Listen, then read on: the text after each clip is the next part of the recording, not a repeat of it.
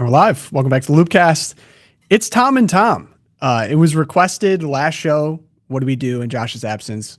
It's I get the Toms involved. And usually it's you're replacing me because they're concerned about the collective power of two Toms on the show.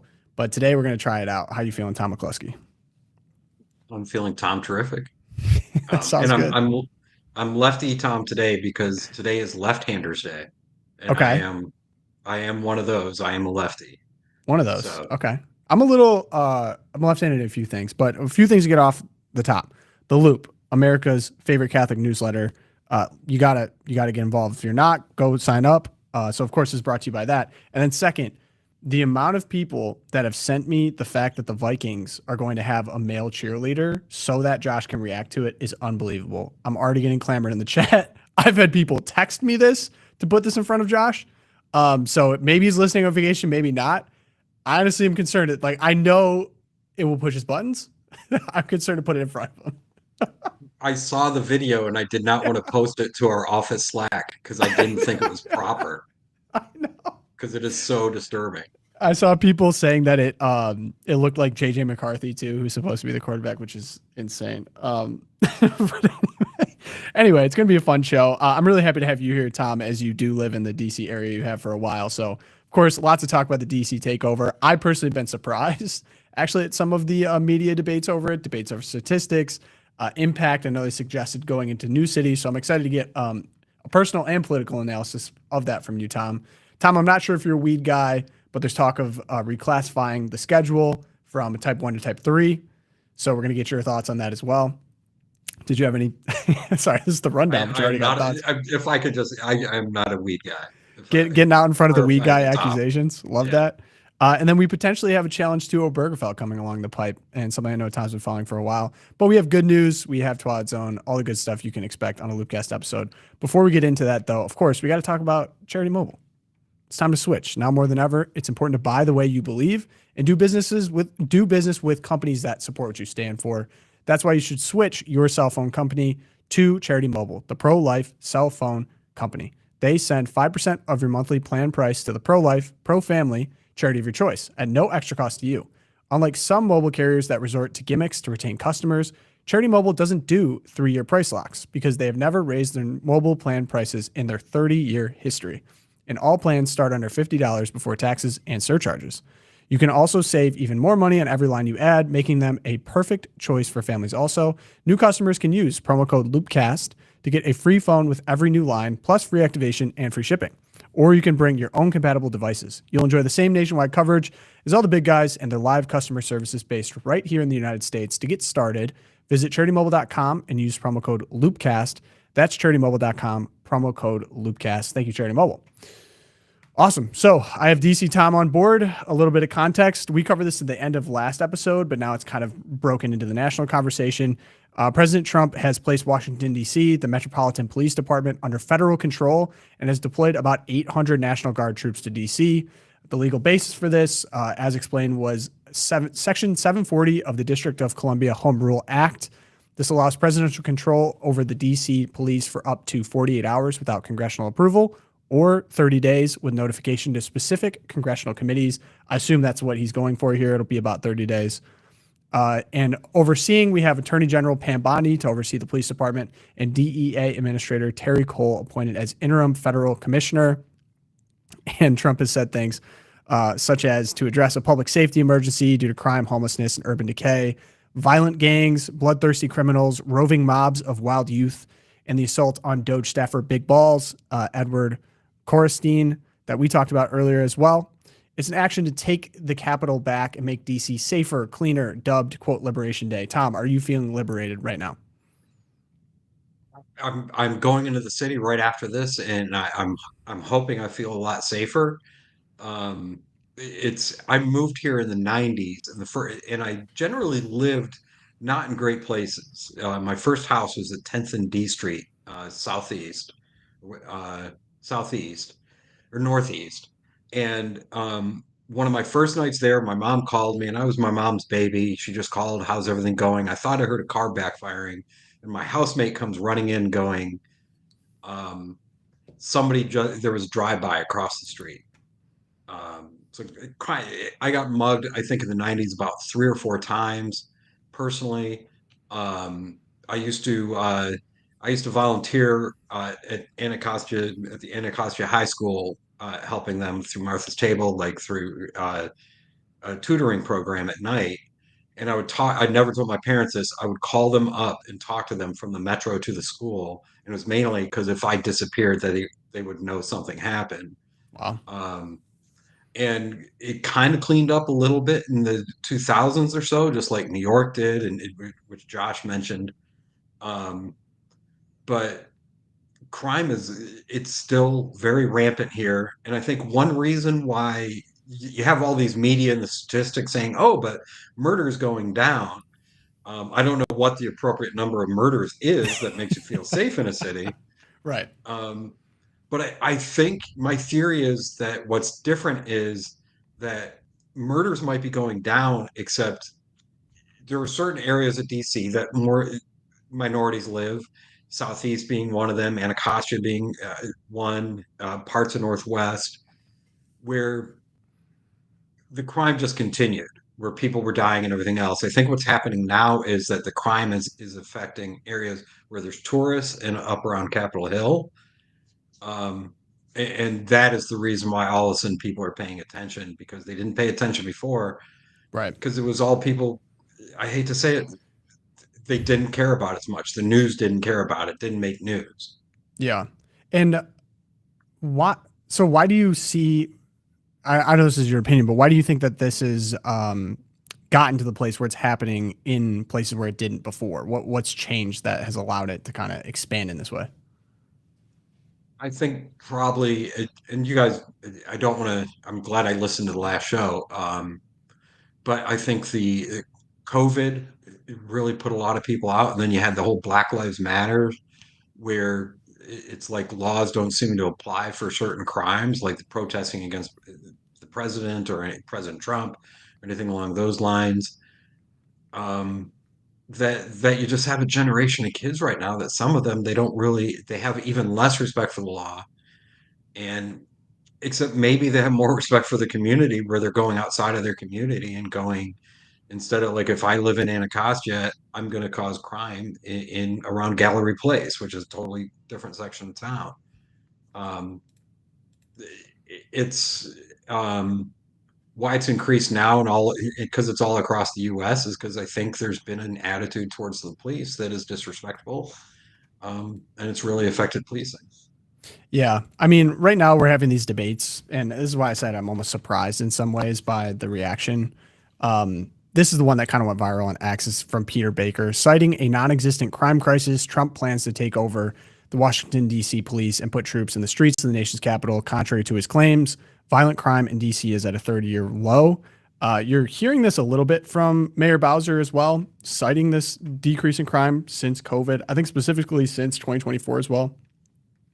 But what was interesting about this was they had a commander, Michael Pulliam, as I believe it's pronounced. He was placed on administrative leave in mid-May 2025, accused of altering crime statistics in his district. This is the 3rd district covering Adams, Morgan, and Columbia Heights. The allegations claim Pulliam made questionable changes to crime data to show a false decrease in violent crime, such as downgrading felonies like shootings or carjackings to lesser offenses like felony assault or theft. In some ways, like this is, I'm surprised they actually put him on leave over this, because it's almost happening legally as well. Like they're finding ways basically to make statistics seem better so that you can trot this out. But I almost find this a little bit hard to, you can cook numbers, you can argue over numbers, but I almost take, well, one, homicide rate we talked about last show because there's going to be a body, but then also anecdotal experience. And you would think that media would kind of come together and be like, all right, we're going to have this story, right, about how this is actually that bad. We need to oppose Trump. But I'm seeing places like Morning Joe. I mean, I'll bring up this Sean Davis quote because I just thought it was hilarious.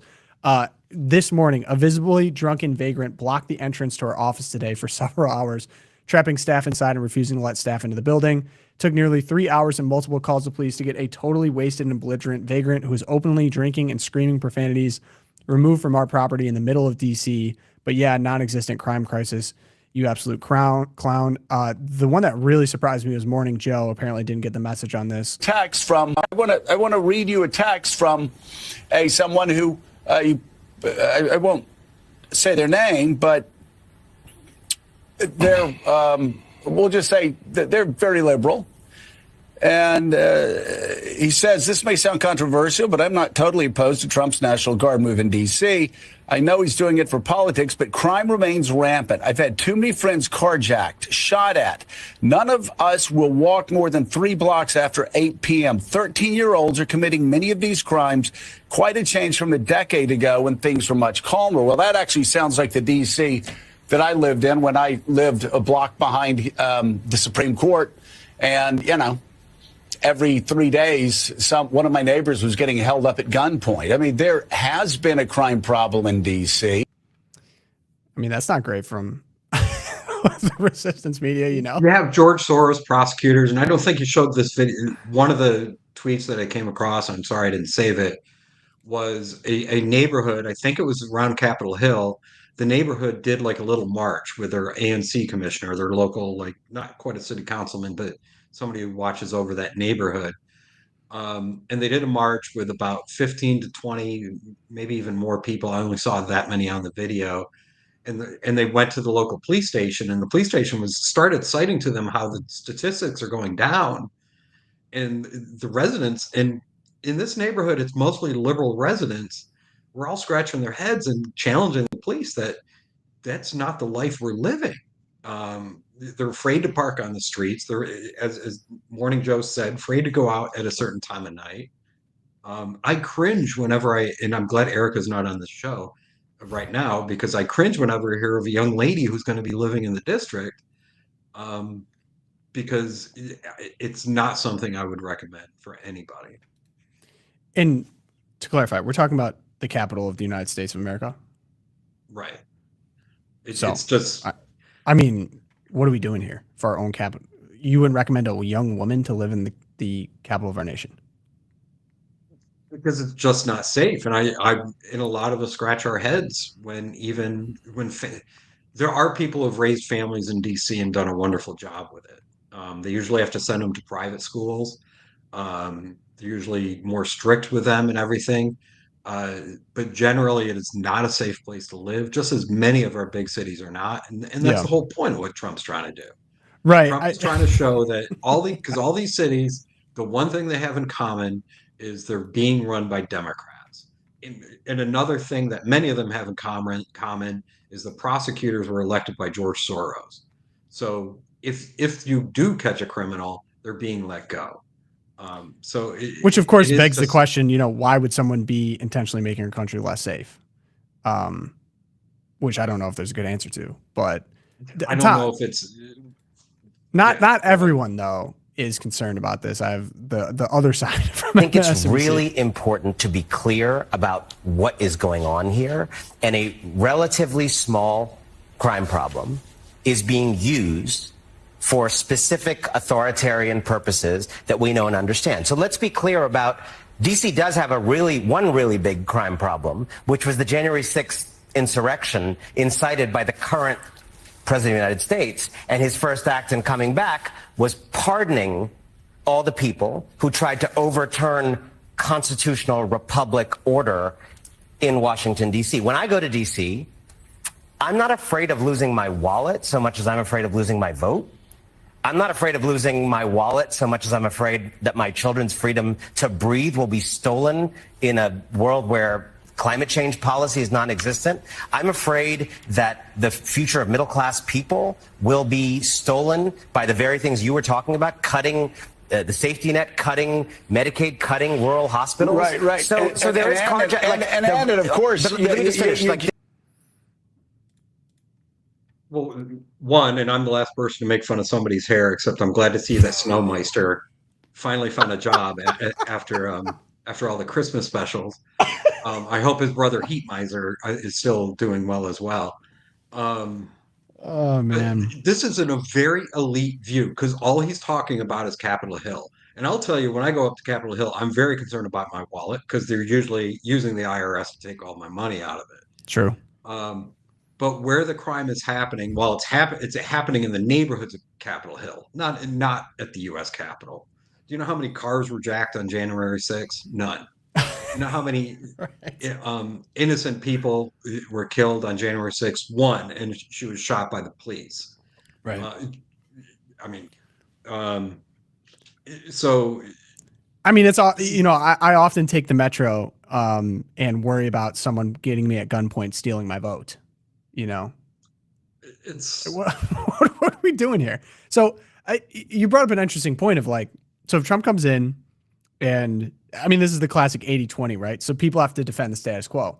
We tolerate a standard of living in our own nation's capital, let alone all of our major cities, that is pretty much unthinkable to the rest of the developed world. Certainly in terms of homicide rate, but just in terms of decay, crime, violence, homelessness. And sure, I'm all for efforts to attack the roots of those problems. And I don't think they're all like, no one just wakes up one day and decides, yeah, I'm going to be spraying graffiti and shooting people or whatever. But if we can't enact some type of rule of law, if whatever the current status quo is has been unable to stop, major media personalities and their friends in the nation's capital from being carjacked, threatened, guns in their face, something needs to be done. And whoever does it is going to reap the rewards. And whoever now has to get on the other side of that and say, oh, no, it's fine, when it obviously isn't, is going to lose. So he's even floated, yeah, I'm going to go to Chicago. And I was looking at, can he actually go to Chicago? There are some real, in the weeds. I think I saw declaring a national emergency under the National Emergencies Act to redirect federal resources to address crime. I think they did this. I saw Operation Legend in 2020 during a lot of the 2020 riots, cities like Chicago and Kansas City. Yeah, it'll be resisted, but I think if he genuinely does solve this problem in DC, it does kind of now put a lot of these mayors and governors in a position where, well, why haven't you solved this? Or why do you allow us to live like this? This is kind of exactly what I voted for. Like, I'd like to have access to my cities again and not fear for my life, especially the nation's capital. DC is a little different since it's more or less like a protectorate or something of the federal government, whereas the president can take over the police force for 30 days. The National Guard can stay as long as he wants. Okay. He can have the National Guard patrolling the streets as long as he wants. And that's what he did in some of those other cities in 2020. If the White House, hopefully the White House is reaching out to maybe some very frustrated mayors or governors of blue states, or there are big cities and other that are facing crime in red states as well, and be invited in. And I think showing that type of partnership would go a very long way in helping. This should not be a partisan problem. This should be a partisan solution. This should be a bipartisan solution. And I think reaching out, trying to get invited into a city and show like, okay, this is what a partnership looks like. And that's why I think Mayor Bowser has been somewhat muted. One, because he understands he has the authority to do this. And two, I think she understands the city is turning to crap. At the same time, it's being rejuvenated. We're going to get a new football stadium. Thank you, taxpayers. We got a new baseball stadium. They redid the whole waterfront and a lot of Anacostia. Again, thank you, taxpayers. They're redoing a lot. They're rejuvenating a lot of the district. And unfortunately, those who are supposed to enforce the crimes have not gotten the memo. Yeah. I even saw that the police chief, I think it was the police chief or an ex-police chief, who said like, yeah, if I heard that you're going to send me 500,000 extra police officers when we're in a shortage, I'd be pretty thrilled about that. The partnership idea is good. And I will just say, for me personally, a lot of the Trump administration isn't a monolith. You can be frustrated with a lot of different things that are going on. But to me, this is what America First means, like safe cities. I would love to put my federal resources towards safe cities instead of wars. Or is someone even talked about the FBI? It's like, yeah, I'd rather have the FBI not spying on people or just involve, the Epstein stuff, terrible. But like, yeah, it'd be great if they had them in cities to keep them safer. Like, that'd be awesome. Like, isn't that kind of the point? So I don't even know why people are mad about this. Starting with Washington, D.C., which you have, because the last thing this country needs is probably is a whole bunch of diplomats all of a sudden end up, or their children all of a sudden end up being victims of crime.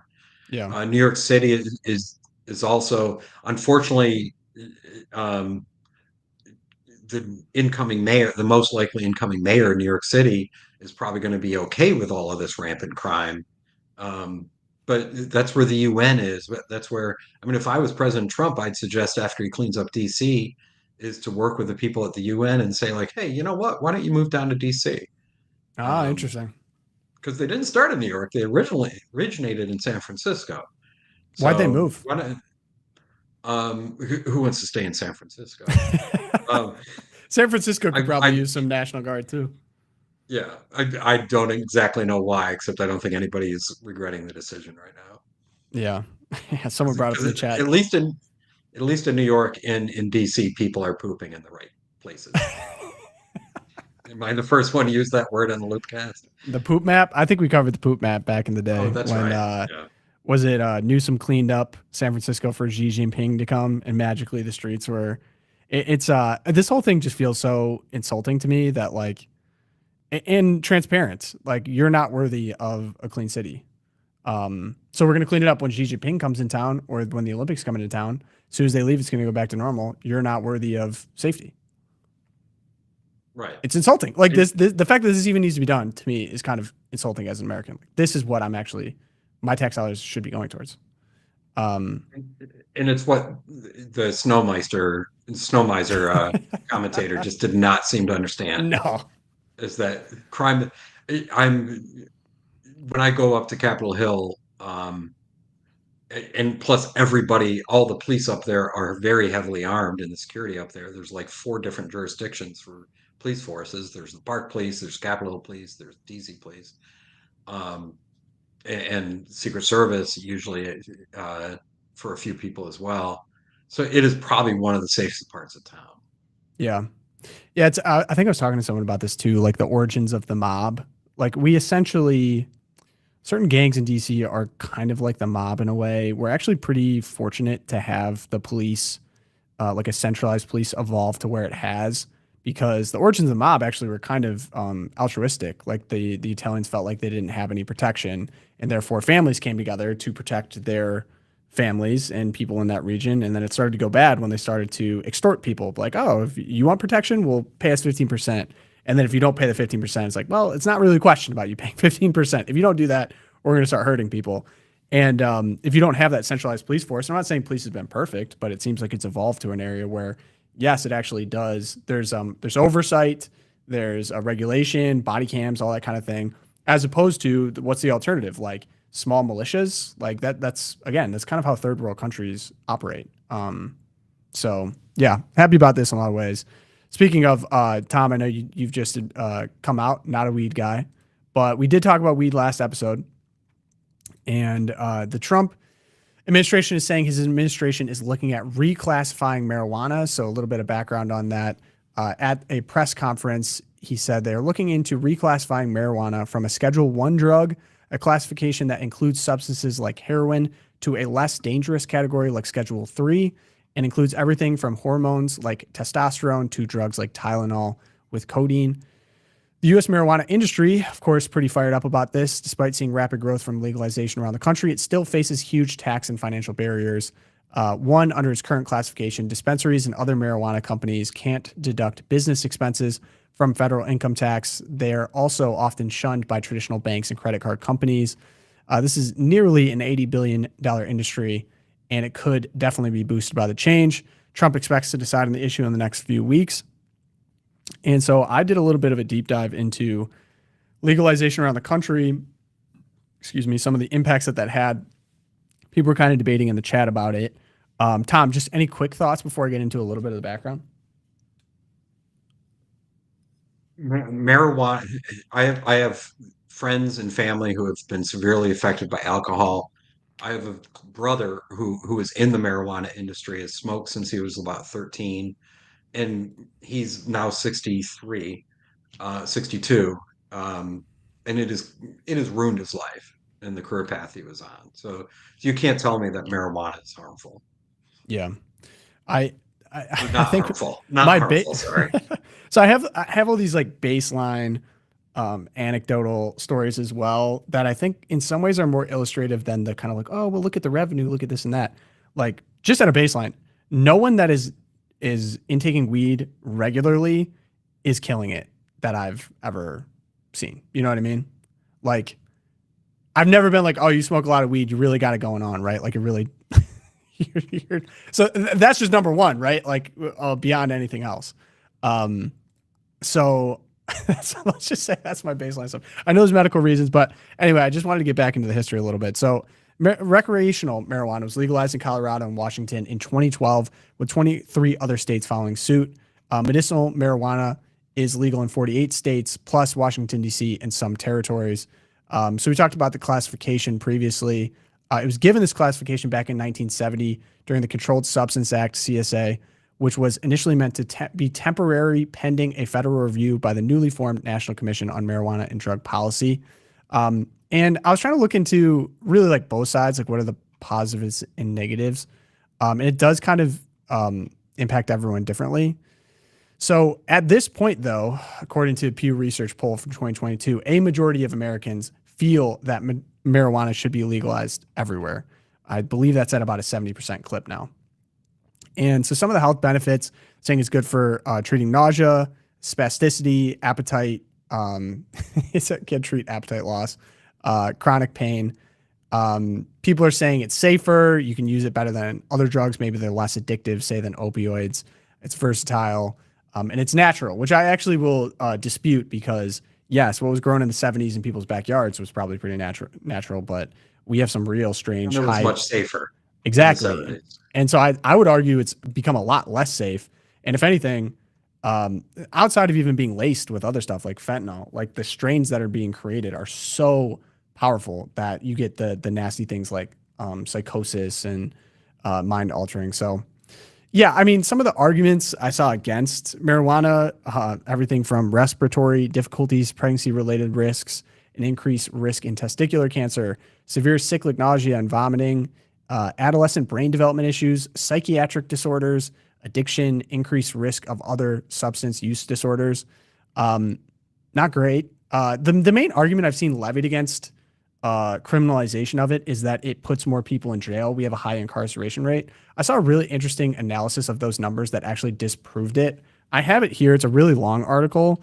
And funny, this guy was in Josh's shoes. He kind of grew up libertarian and was, you know, what's the third rail of libertarianism is like, oh, we got to decriminalize all drugs, right? Like no one should tell us what not to do. So there's an analysis. I just threw it in the chat. I was looking too on the Catholic issue. The difference in classification between alcohol, as in like you can drink alcohol and not get drunk, but you can't smoke weed and get high and not get high, was interesting. I found it like somewhat inconclusive in terms of from a religious perspective. Like, is it good to not use? I almost find that I actually appreciate when people go deep into that, but I almost see that as besides the point in terms of what we should allow as a society. Sorry, Tom, it looks like you're going to say something. I didn't want to interrupt. Well, no, I agree with you there, and especially, I mean, with IVF, it took even the church a while to come to the conclusion it ultimately has about why it's done. Except with marijuana, I work closely with a group called Through Catholic Vote, Smart Approaches to Marijuana.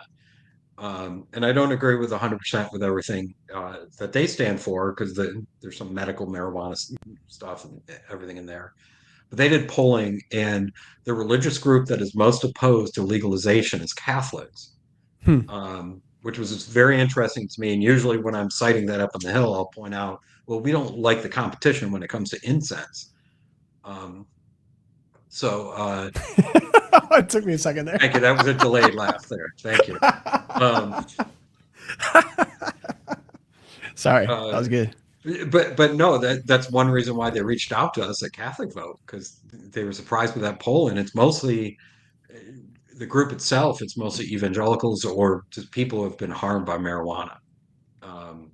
So, I mean, a lot of the benefits that you listed, the so-called benefits, nausea, spasticity, So-called, yeah. appetite, I think can be solved either with other drugs or extracting even those parts out of marijuana, as opposed to making it widespread. Because once medical, and I know this because my brother's in the industry, Mm-hmm.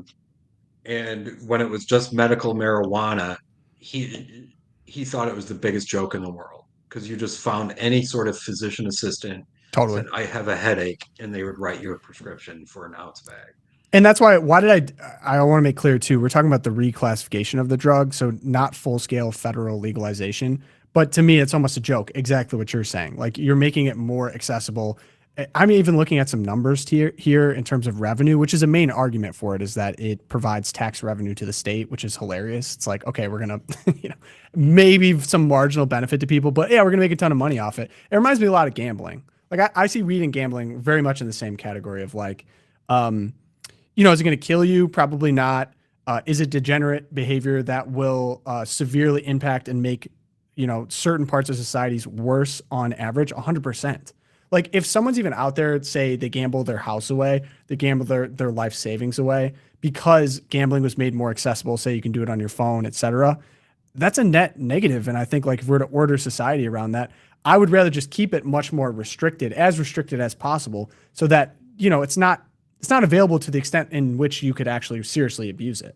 Like, I think it's great that gambling was just refined to Vegas. Look, you knew what you were getting into. You fly into Vegas, you do that there. But if you're in Indiana, you're like, well, I can't just do it in my backyard.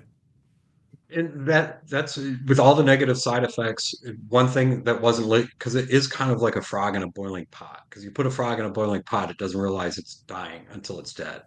The places where it was legalized, like the first few places, the most notable, Colorado, just look at how that has affected the economy. And it's not because everybody's high, it just it brought the whole society down in Colorado. And that's kind of what they're pushing now for on a national level. Yeah. Even, oh my God, the amount of weed shops you see everywhere too. Like, we were talking on the show, the border of Michigan, all of the signs, it's everywhere. Even just small things like smelling it everywhere you go, in like around restaurants, downtown. We're talking about cities. Oh yeah, you smell that everywhere. It smells terrible. I don't want my kids around it. I don't think we talk enough too about the psychosis issue, like something that can mess with your brain like that.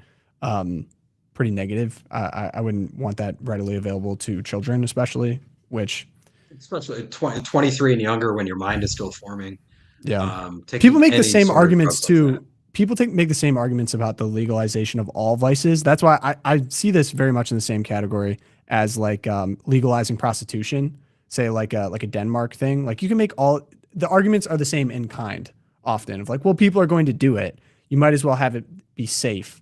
And, and you can make some money off it. You can regulate it and then people can make a living, and that's great. And like, in no way, shape or form do I think we should legalize the boon that would have on society, as it already has had in places like Denmark, or even just look at online examples, so like OnlyFans and stuff. Like, has this made our society better? Like, are we a more moral, happier, more thriving people because of this? The answer is pretty obviously no, I would say. Yeah, I mean, if legalizing drugs and prostitution was the answer to all your ails, then Amsterdam would be the leading country and city in the world, because they legalized both decades ago. Yeah, and even getting back to the homelessness problem too, like, everyone's approach to the homelessness thing is like, well, we'll give them needles, right? Like, we'll give them needles, we'll make sure Narcan's around, and we have like, Baltimore, San Francisco, we have cities full of zombies. When I lived on Capitol Hill in the 90s, the debate was to federalize allowing needle exchanges. And what they would do is create free zones. And they created this free zone up around Capitol Hill, up around Eastern Market, where you can go and get your needle if you're a drug user. And within those confines of that area, you could not be arrested for drugs. So what did the drug dealers do? Go to that area and sell their drugs to the people getting their brand new needles. It's just a cycle that the arguments fall apart when you really start looking at them. Yeah. And Mark's in the chat asked the right question. What is the purpose of laws? And I actually see that as a huge break. I never really had a libertarian phase. I guess there's always like the alluring elements of libertarianism, but there isn't a good enough answer for, what is the purpose of laws. Like, the purpose of freedom is not to be able to do what you want. It's that you have the freedom to do what is good. Laws are meant to order society towards the highest good, towards the common good. And that's why we have robust debates about this. I think all of these vices very clearly, gambling, oh my gosh, like, what has gambling done towards the common good? It's enriched specific parts in the industry who basically play a rigged game, make a ton of money off of the average person, and take that money. Like, sure, there's going to be small percentages that can handle all of these things, but for the mass population, what we're trying to get towards the common good, it's overwhelmingly been negative. So never back down on that. Yeah, I testified actually in front of Congress on internet gambling. And shortly afterwards, and I've never publicly told the story, shortly afterwards, my wife really wanted to go down to Charleston races and slots to see the horses. So we go down there, and it's all slot machines, or at least it was at the time. And it's a beautiful area without that, like countryside and everything around Harper's Ferry. It was machines playing machines. It was just one of the saddest things. Yeah. And even the horses looked sad that were running. And as we were leaving, my wife was like, see, it wasn't that bad. And I'm like, as we're leaving, look at all the businesses.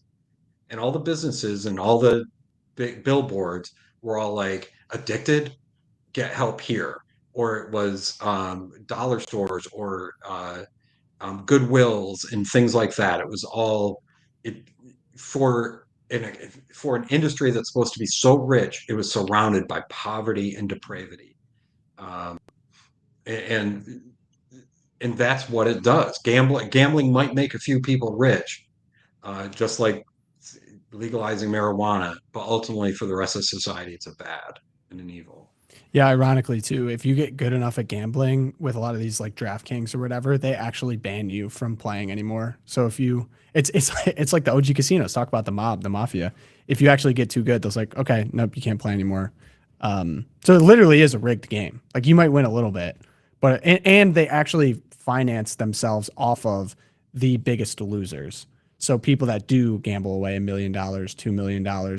That's how they finance. It's not the people throwing $5 down on some slots. It's people that they actually genuinely know have a problem or are addicted, are gambling beyond their means. There's actually been a bunch of lawsuits about this from family members who had someone who's addicted, say like VIP people reaching out to them from DraftKings or whoever saying, hey, come back. We're going to set up these experiences for you, knowing that they were, gambling well beyond their means, took all their life savings. And then the hilarious, like, as you said, on a billboard on the way out, oh, got a problem. Like they'll tack that on the bottom as if they care, but their entire business model is built around bankrupting people like that. Shameful, right. Totally shameful. Okay, good news now. No, Tom, you're up. My good news is, and it's pretty self-explanatory, I think, once the picture goes up. When I was growing up, I didn't really watch as many Saturday morning cartoons as I used to watch the old Abbott and Costello and Three Stooges and things like that. And here it has finally happened. Who is on first? I don't know if what is on third base, or I don't know as third base, but if you have never seen the Abbott and Costello routine of who is on first, you got to watch it. 100 years later, it is still hilarious. And now we're finally there where who is on first. Who's on first is so good. Do we give context to the audio listeners? This is a baseball player with the last name HU on first base. Who's on first? Tom, that this is painting a picture about your sense of humor. If you're a big Abbott and Costello guy, it's more Abbott Costello than Three Stooges. Yeah, Stooge is good though too. It was nice, clean humor, and I just liked it better in the cartoons. My dad had or he might still have this. It's a poster, like a tin poster of the Three Stooges. It says, "Turn your boigies, turn your birdies into boigies," or something like that. It was a golf episode. I've certainly taken in my fair share of Three Stooges. I have another positive athletic good news story. So if we have any Bears fans, he was drafted there. I think he's in Baltimore now. You are never too old to stop learning. So Georgia native Roquan Smith, he's a linebacker, plays for the Ravens, wanted to learn how to swim. And so he shows up to the pool. It was awesome. Thought he was a little bad because he's in the pool, but Roquan Smith has got to be 20. He's in his 20s for sure. Never learned how to swim. Always wanted to. He's doing a little kick paddling backwards with an instructor in the pool with other grown men trying to learn how to swim.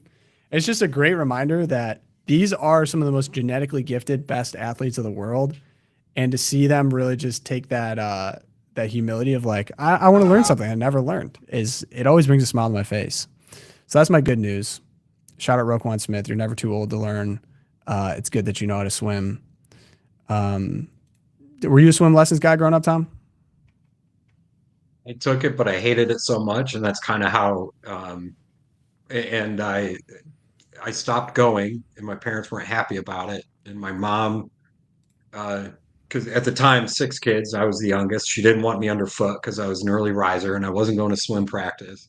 And that's how I started my love for books. She went up in our attic and found an original, like about 30 of the Hardy Boys series.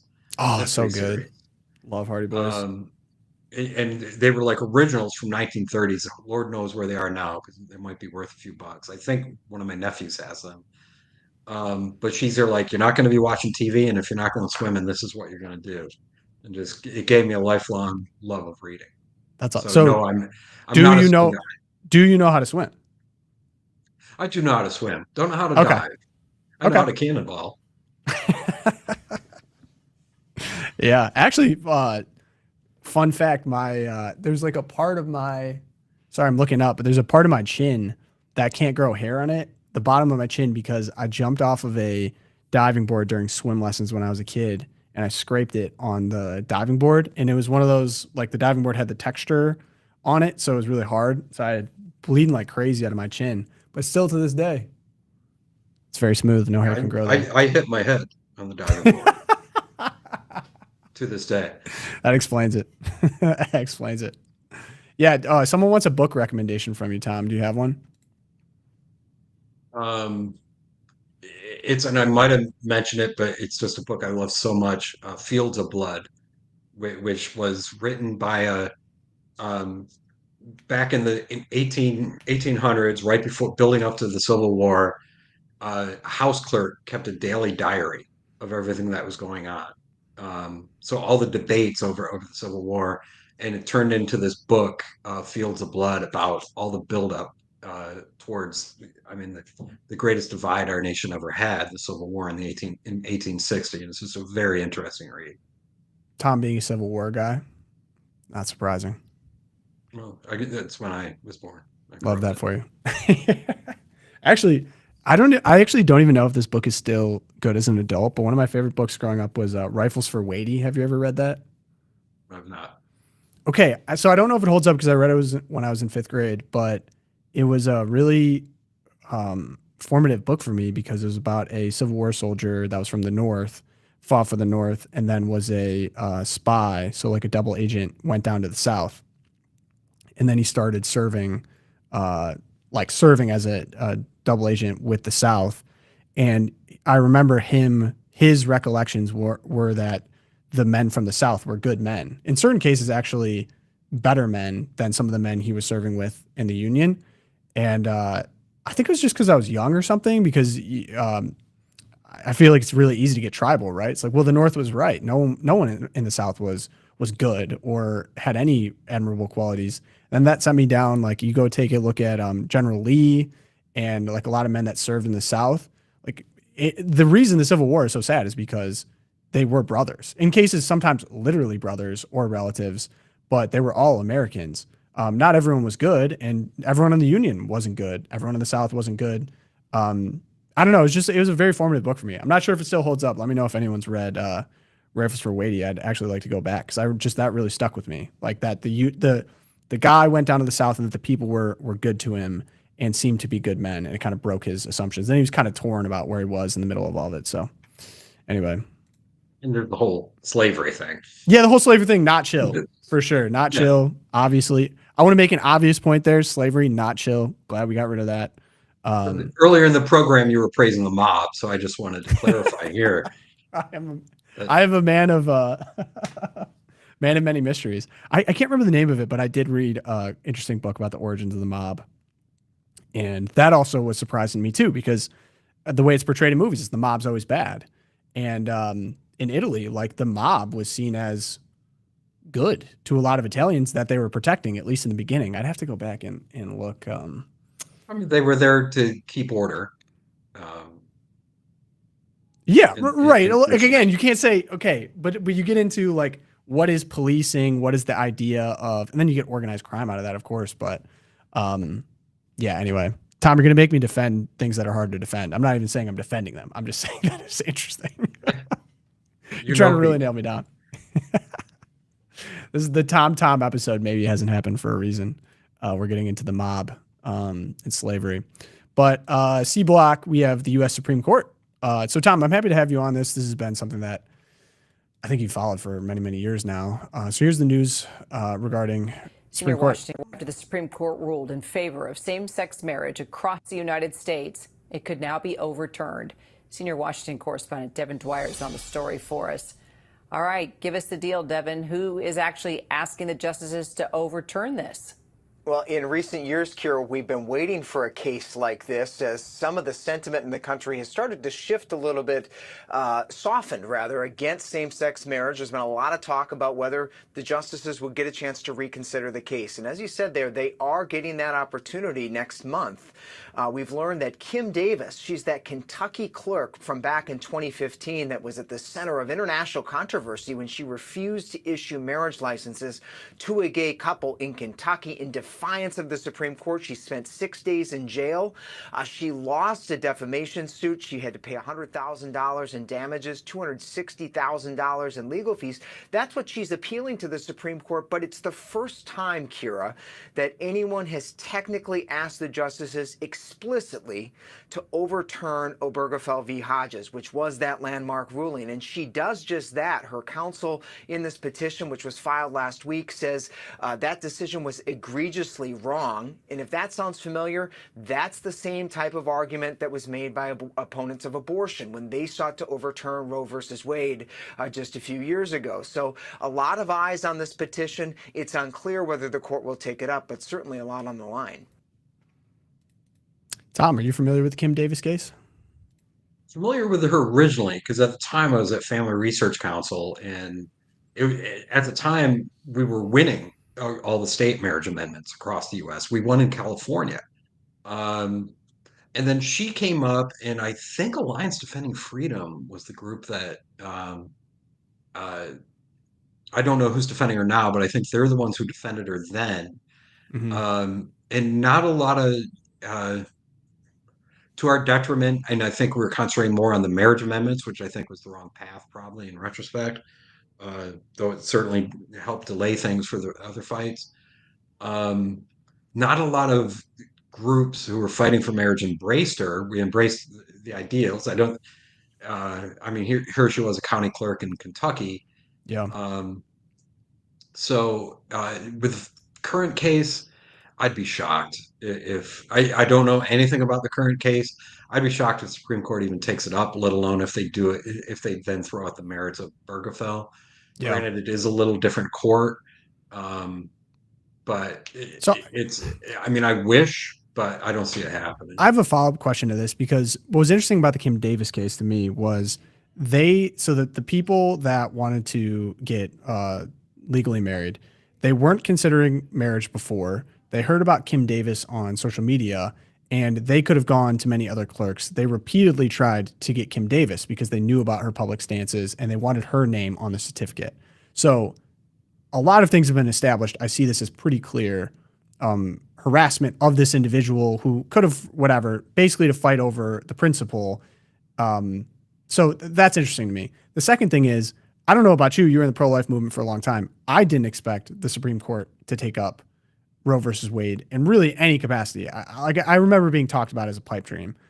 I know that a lot of people, I don't know if it's like edgy or fun to talk about, but Obergefell the decision has ushered in the slippery slope of all slippery slopes in terms of marriage and morals and law in this country. That a lot of laws have actually been now used, weaponized against people of sincere religious beliefs.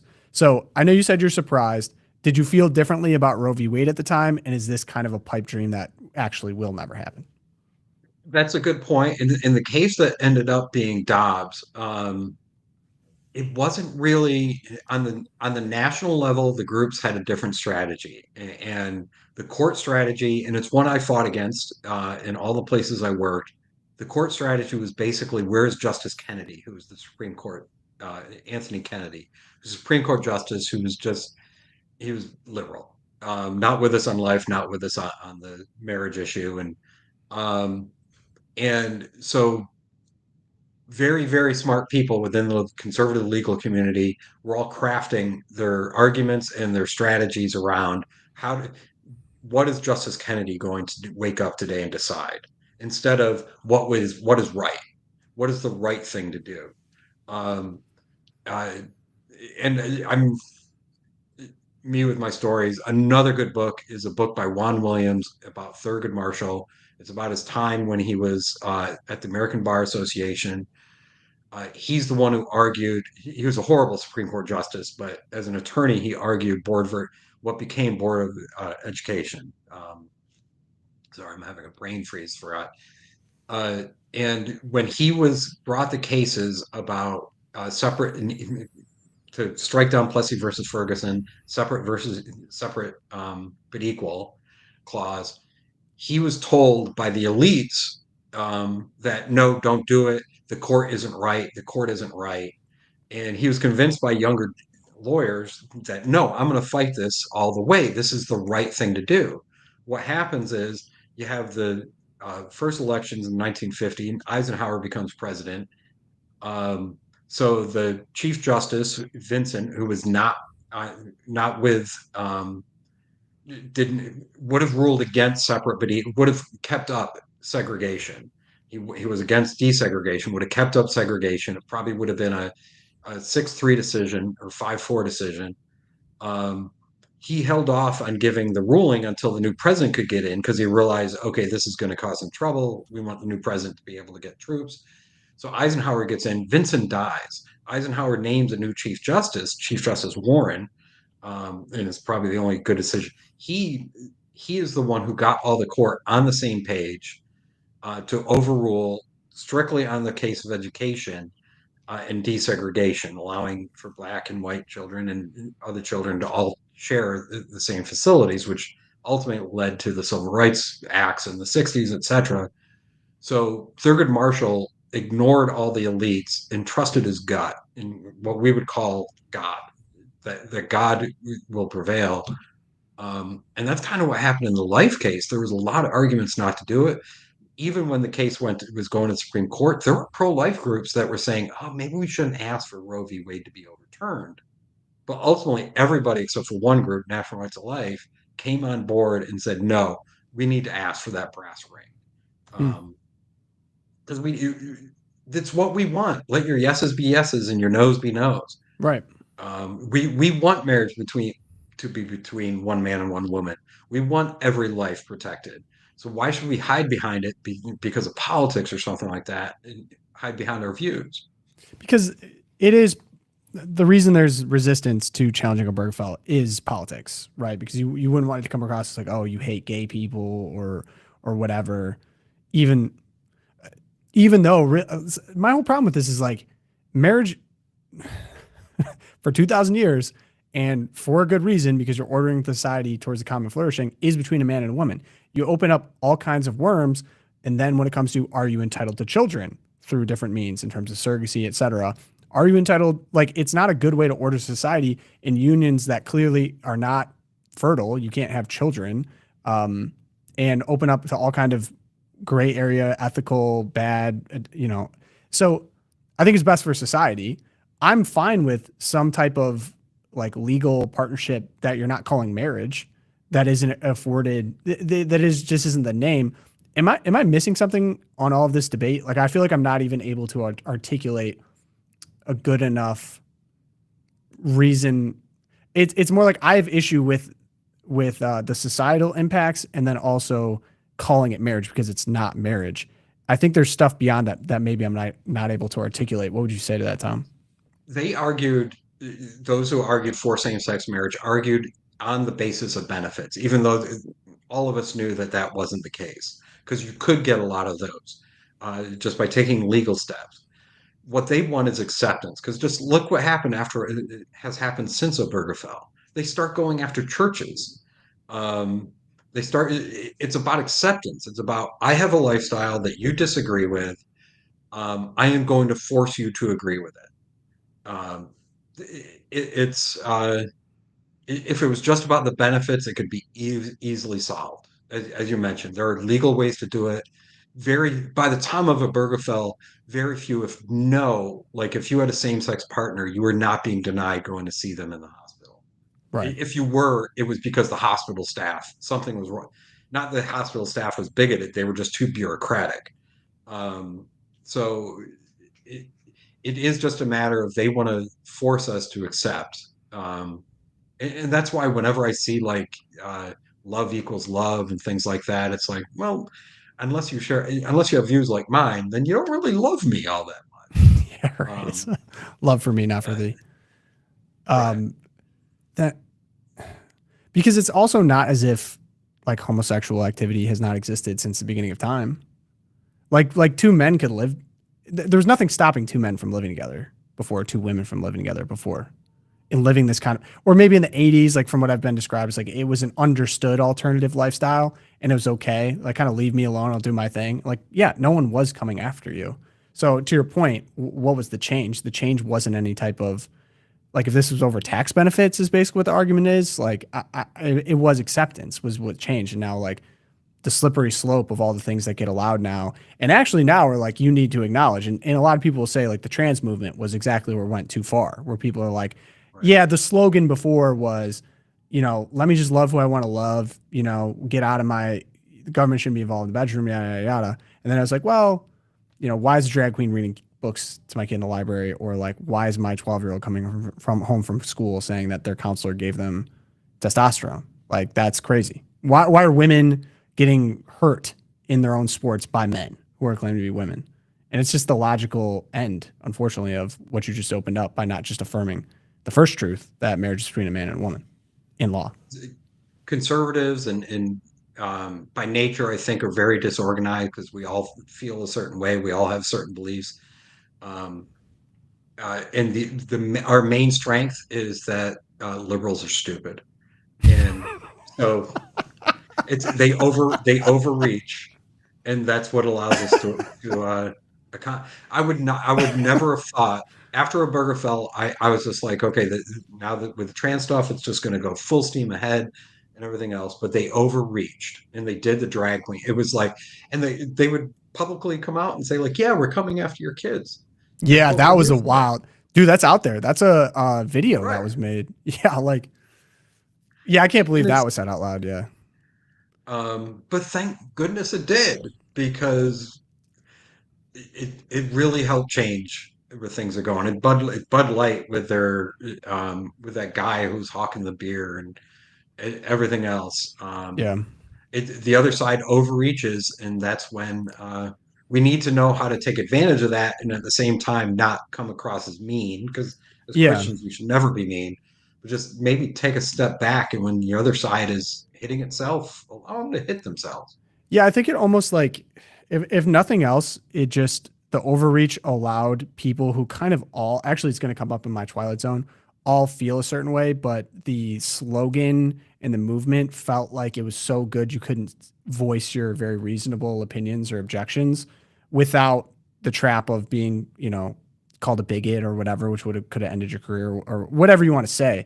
And now it feels like the craziness has allowed the normal people to be like, listen, I'm for this and that, but like, this is crazy. And like, it actually is okay and good to hold these opinions. And I can now find new ways to articulate, because in order to respond to the craziness, you actually had to firm up exactly what you thought or why you thought it was bad. And there's very now easy, provable examples. They're coming for your kids, the drag queen stuff, the gender mutilation stuff. It's like, yeah, this is a fruit of what just happened.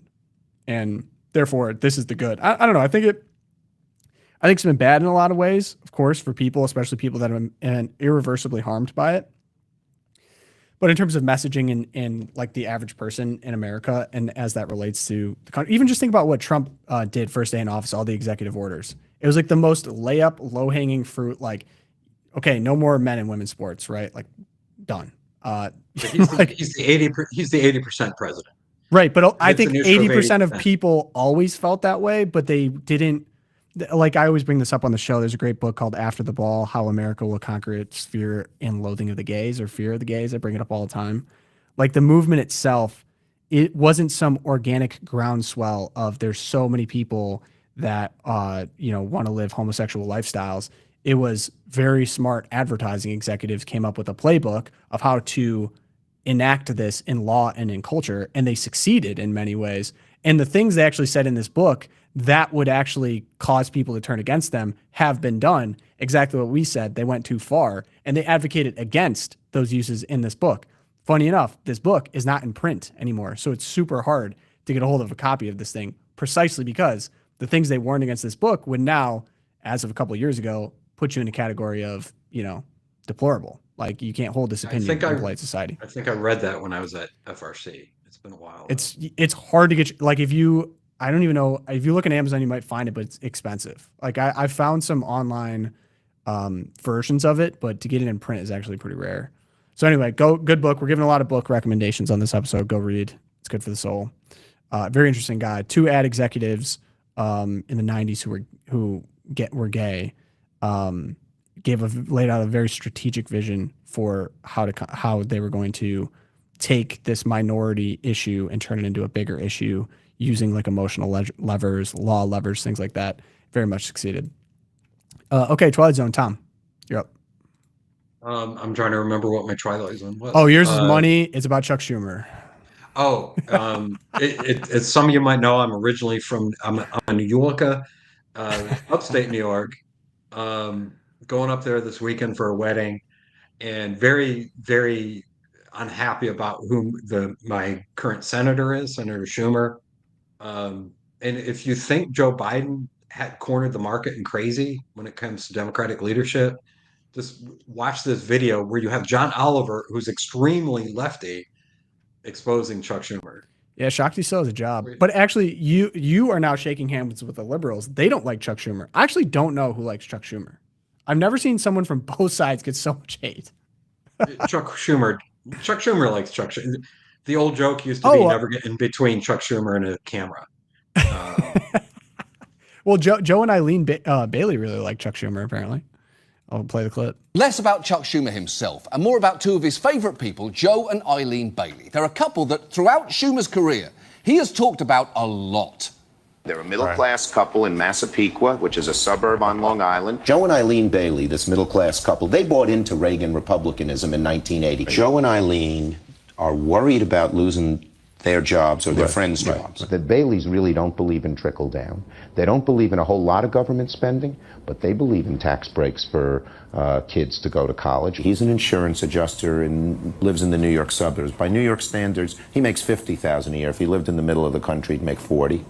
Wife works in a medical office. She makes about 20. She might make 15 elsewhere. And I have guided my political life through the Baileys. The Baileys have guided Chuck Schumer's political life, which is a little weird given they don't exist. Seriously, he invented them. Schumer first introduced the world to the Baileys in his 2007 book, Positively American, Winning Back the Middle-Class Majority, One Family at a Time. In it, he mentions the Baileys an astonishing 265 times in 264 pages. But he'd apparently been talking about them for years before the book was published. One of his former spokespeople said he's always asking, what would the Baileys think? These people aren't real? And you actually, who is? You actually bring up a good point, though, about how the liberals don't like Chuck Schumer. That's probably why John Oliver's going after him. Because he got the green light to go out for sure. Yeah, that was definitely in the back of my mind. When I was at National Taxpayers Union, I wrote a thing on Al Gore's tax cuts. He was running for the president in 2000. And his tax cuts, they were targeted tax cuts, and it was like Christmas trees and fishing boxes, fishing. Instead of giving everybody an across-the-board tax cut, he wanted all these tax cuts that you'd have to jump through hoops for. So I wrote an op-ed saying, no, Virginia. I made up this character called Sandy Claus. And Sandy Claus was this manufacturer who made toys, and he employed disabled people, shorter people. And so he would get all these different benefits from Al Gore. And the title of the op-ed was, No, Virginia, there is no Sandy Claus. After that it was published in a couple of newspapers, I had a reporter calling me up if they could interview Sandy Claus. saying, this person sounds really interesting, and I think it would be great to be able to interview them. Yeah, did you And give I them had their to, like, address at the North Pole? well, that's what I had to keep on saying to them, like, say the name again, Sandy Claus. But slower. Sandy Claus. Yeah. Yeah. It's like, and what do? They make toys. Yes, Sandy Claus makes toys. So, Tom, I have And two that's why I've lost a lot of respect for them. for reporters. Tom, I have two things for you. One, the first thing I saw, I think the account name on it was Blue Georgia, and I saw John Oliver. So clearly the message has gone out to like it's cool to kind of rip on Chuck Schumer now.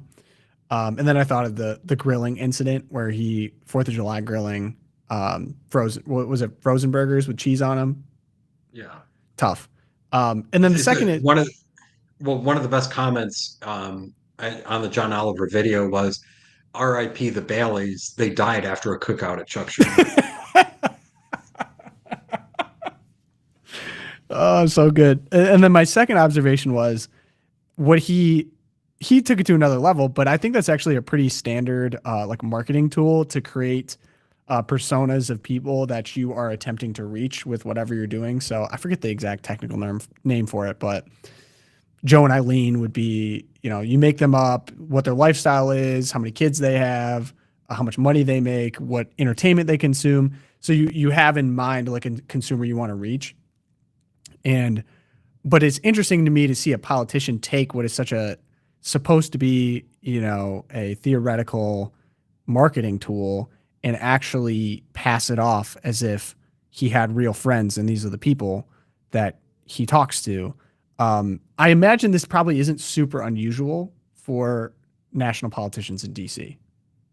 I think at this level, and since we gave a couple of book recommendations, my favorite movie ever is this movie Harvey, based on a play starring Jimmy Stewart. Jimmy Stewart is a guy who likes to drink, and he is the only one who can see a 6-foot tall invisible rabbit named Harvey. And Harvey guides him through his day and everything and helps him make decisions and everything like that. And you have to watch the movie to see if how it comes out. It's a very funny movie, Jimmy Stewart at his best. But I guess the Baileys are kind of Chuck Schumer's Harvey, where he has talked about them so much that it goes beyond just like, I'm just using these people as an example of this modern family, like I did with Sandy Claus.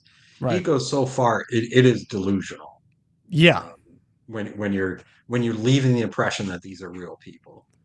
Yeah. Might suggest you're a little bit out of touch. Me or Chuck Schumer? Yeah. I'm like, you're probably right. This is crazy, man.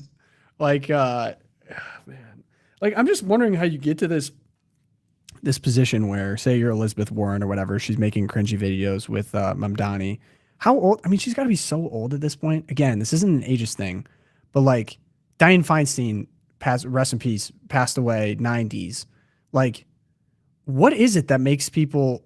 Is it just like the classic story of money and power and prestige? Like, Chuck, like you probably don't have. If you're doing this, you don't actually have real people from your district that you're actually friends with that live a normal life.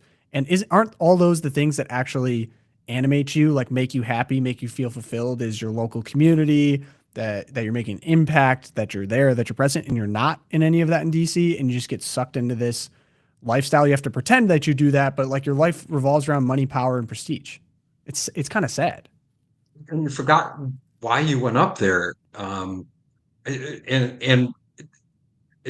Feinstein and Kay Granger and even Jesse Helms towards the end of his life, my beef isn't as much with them. They should have retired when they knew, like, I can no longer serve the people that elected me, continuously elect me. It's all the senators and Congress people around them.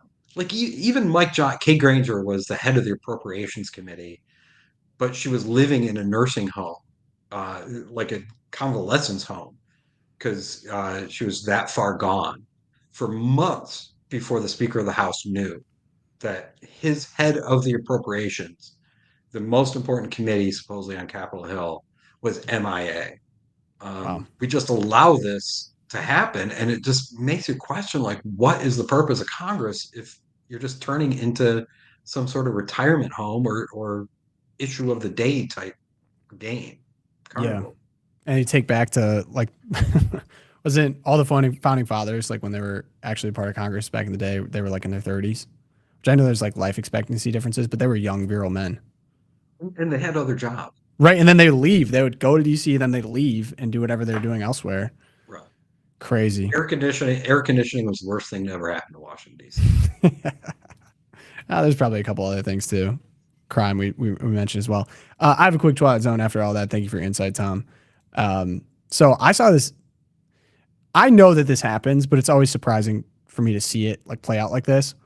So there's a study in between 2023 and 2025 of 1,452 undergraduates at Northwestern University and Michigan University of Michigan, for those that are going to be pretentious about it.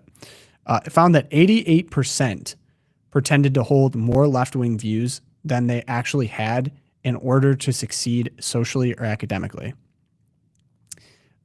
And the study itself was interesting. They're not studying politics. They're studying development. One question was clinical, not political. What happens to identity formation when belief is replaced by adherence to orthodoxy? And outside of that, 88% of students told us that they self-censor on their beliefs surrounding gender identity, 72% on politics, 68% on family values. More than 80% say they had submitted classwork that misrepresented their views in order to align with professors. And then to test that gap between expression and belief, we used the gender discourse, a contentious topic, both highly visible and ideological loaded. In public, students echoed expected progressive narratives. In private, however, their views were much more complex. Perhaps most telling, 77% said they disagreed with the idea that gender identity should override biological sex in such domains such as sports, healthcare, or public data, but would never voice disagreement aloud. I faced that when I was in my college. My advisor came up to me one day and she's like, because whenever I had I could take an extra course or whatever and wanted to blow off course, I'd always pick sociology because it's a made up science. It's not real. And to any sociology majors out there, go back and make that guy his coffee. The fries in the bag. Yeah. I love it. So my advisor goes, if you take this one course, you'll be able to get a sociology minor. And I'm like, well, why not? I'm getting a history major and a poli-sci major. Why not? Tom, do you remember how much debt you went into to go to college? Oh yeah. I paid it off, I think, right before I finally got engaged. It's not as much as people are facing now, but I mean, it was about close to 100,000, I think. Whew. Okay. You're kind of a trendsetter there then. I wish I went to a state school, but anyway, so this advisor tells me to take this course. It was a women's studies course. So I go to the professor because I had to be signed in because it was like 2 days after the classes had started. And she just looked at me and she goes, "Oh yes, we'd love to have you." And the normal class size at my college was about 20 or 30 people. Walk in, it's like 60 or 70 people. There were only two other guys in the classroom. So all the rest were women. I was the only one who was attracted to women in the classroom. And I never held my views. And I had to defend some of the stupidest stuff, like holding a door open for a woman. They were opposed to that. And the women's center on campus was spelled WYMON. Because spelling woman the regular way was degrading to them because it meant they were part of man. Every